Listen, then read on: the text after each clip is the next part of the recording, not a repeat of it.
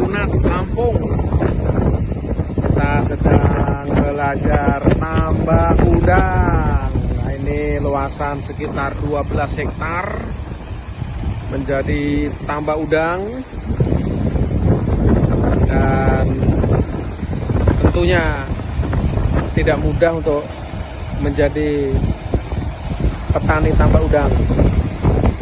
Tapi kita akan belajar bersama sobat kita yang sudah 15 tahun bergelut dengan tambak udang.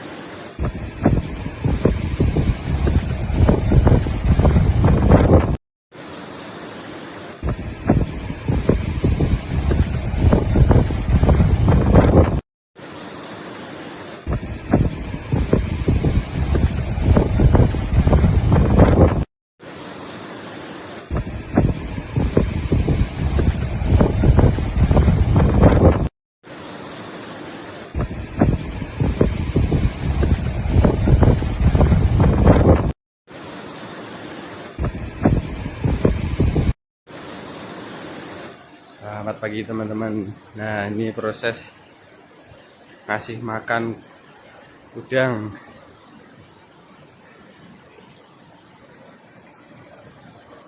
Naik perahu terus lempar-lempar kayak gini nih. Sangat manual sekali. Semangat Mas. Tapi kayaknya kok asik juga ini ya.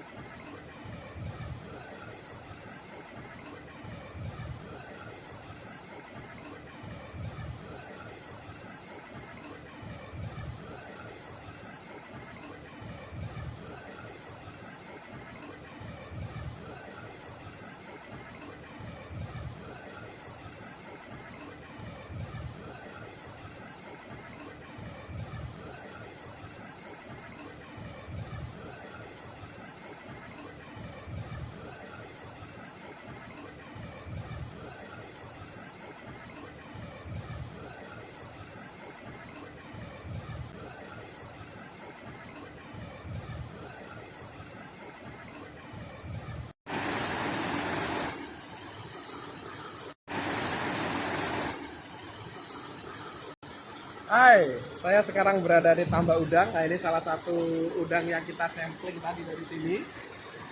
Sekarang mari kita coba nikmati rasanya seperti apa ketika dia dimakan kondisi mentah layaknya sashimi. Nah ya, tinggal kita buang kepalanya. Nah ini kotorannya nih, kita buang.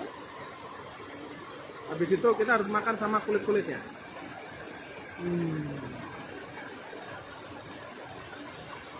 Manis sekali. Kenapa harus dimakan sama kulitnya? Katanya menghindari yang namanya penyakit kolesterol. Terus.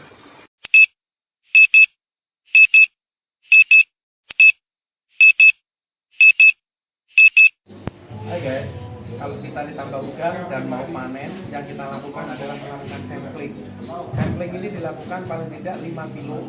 Dan kemudian untuk menentukan ukuran udangnya ini berapa. Nah ini kebetulan kita dapat ukuran udang itu 45, maksudnya 1 kilo itu isinya 45.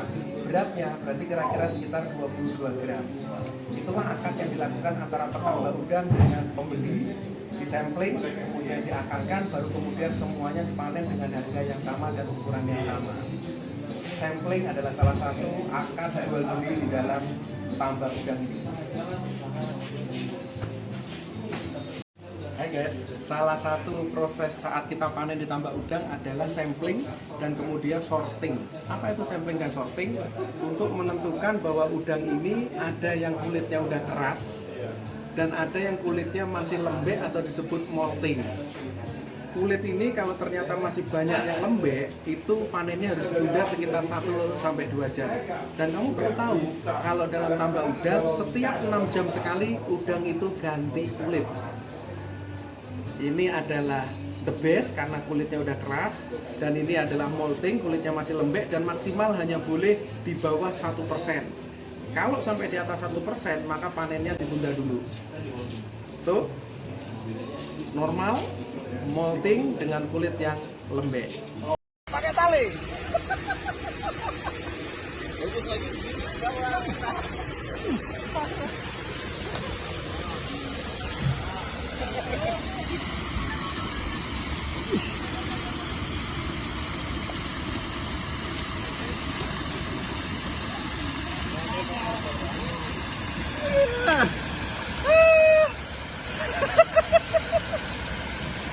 Lumayan sakit.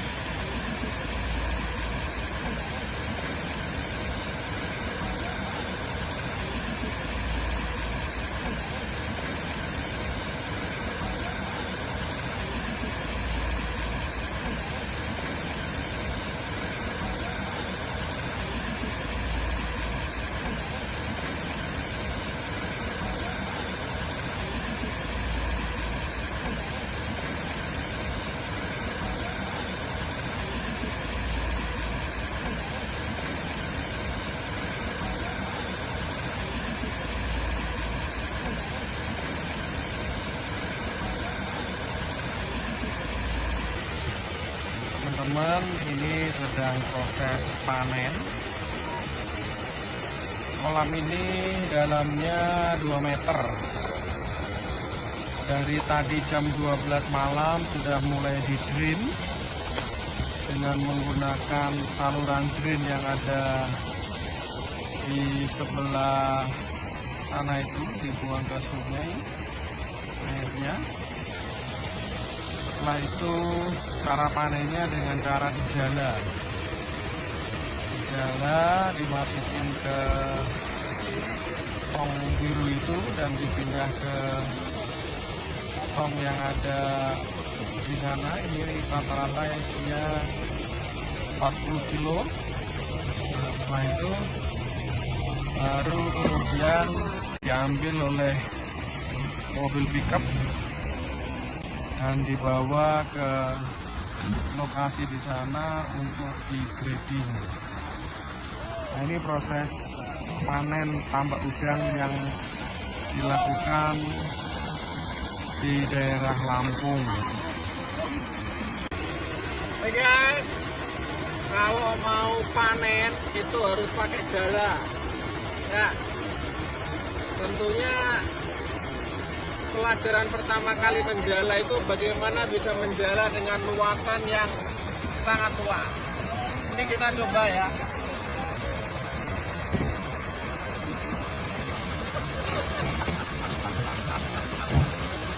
Itu cara menjala yang salah.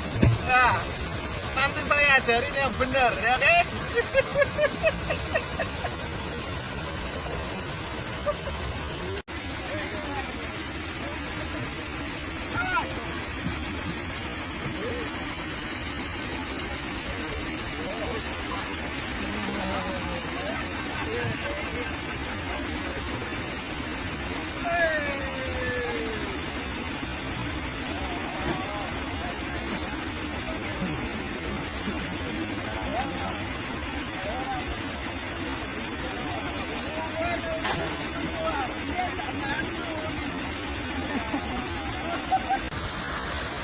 Nah, itu Bapak sedang menjala.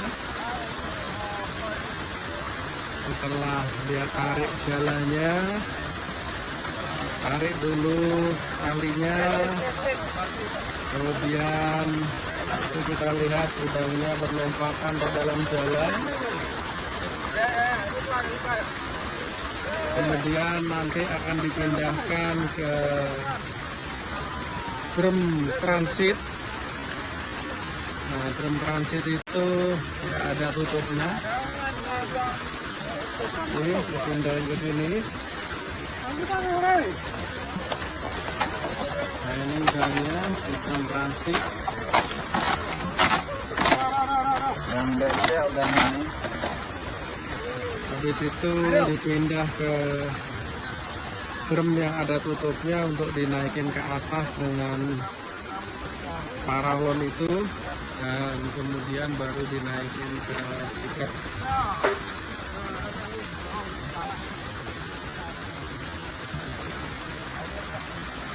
Ini pekerja-pekerja tambak yang sedang memanen.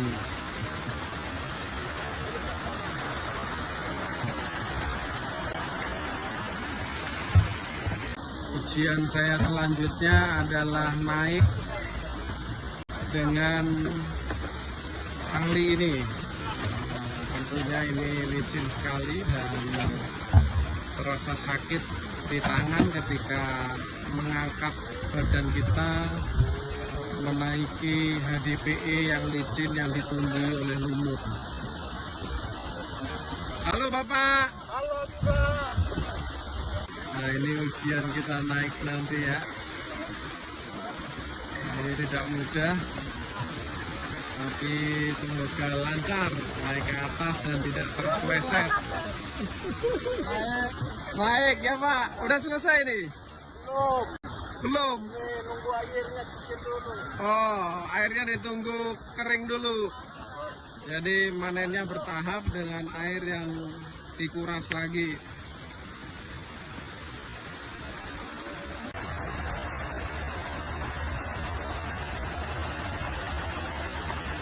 Wah, kembali belum ngerekam. Nah teman-teman, ini ketika proses dari tambah di dalam tong itu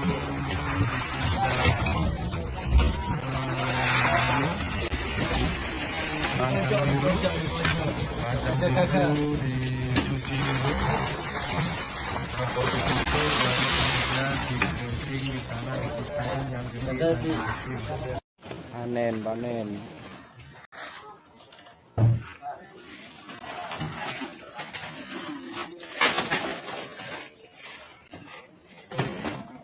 Ayo kira ini dewa ini brek, gimana brek? Oh ya.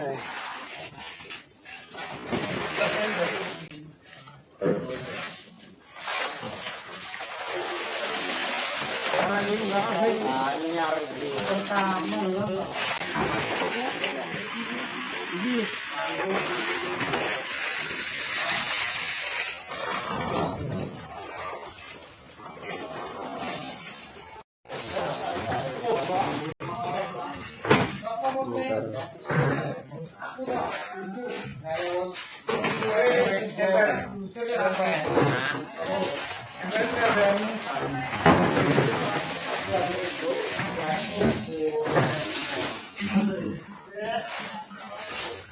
Nah teman-teman, ini proses sorting dari meja besar itu tadi diambil dari tambak, terus kemudian disortir di sini, dipisahkan yang bagus dan yang masih dalam proses meragukan.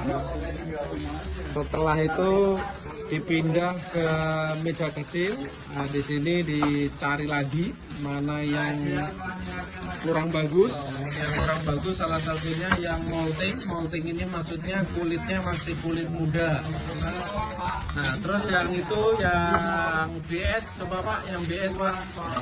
Nah, yang BS ini yang lebih jelek lagi, ini untuk pasar lokal. Lokal itu maksudnya dijual di desa sini aja untuk dinikmati warga desa. Nah, ini proses grading, pisah-pisahin untuk kali ini mana yang kecil dan mana yang besar. Nah, ini contohnya.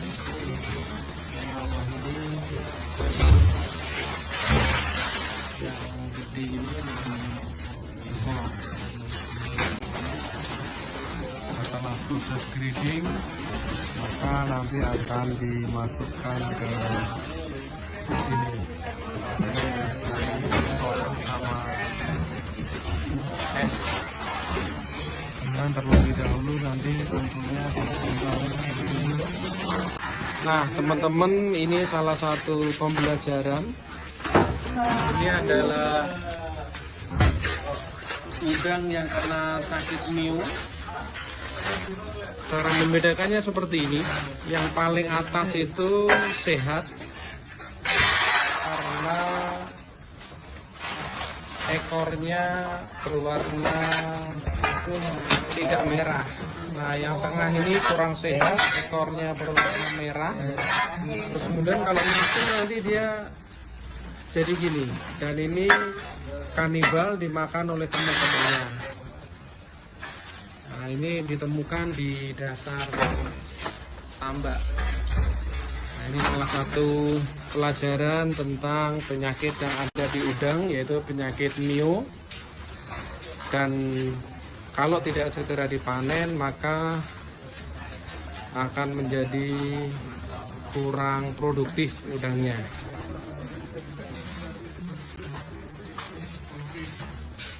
Guys, untuk perkiraan logistik saat kita panen itu juga perlu loh guys.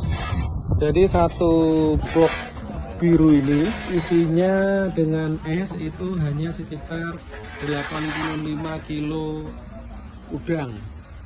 Truknya sendiri dalam satu truk ini bisa muat sampai 3.300 kilo udang. Nah, karena kita di sini panen kira-kira 2 kolam, itu isinya hampir 9 ton, maka yang didatangkan di sini hampir sekitar 4 truk, dimana ketika datang dia membawa es sama bok-bok ini. Jadi esnya sudah disiapin, tadi jam 12 malam mereka datang, baru kemudian truk ini nanti akan mengangkut sampai ke pabrik cold storage.